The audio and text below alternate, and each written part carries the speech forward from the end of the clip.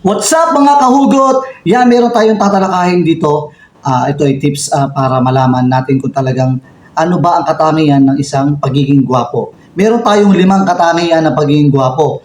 Una, maginoo. Kailangan maginoo ka sa mga babae, sa matatanda. Pangalawa, masunurin. Kailangan masunurin ka sa mga magulang mo. Kahit anong iuutos sa iyo, ay susundin natin. Number 3, matulungin. Tulungan mo ang lahat na nangangailangan, lalo-lalo na ang mga taong mahihirap. Number 4, makakalimutin. At ang number 5, maginoo, masunurin, matulungin, makalilimutin.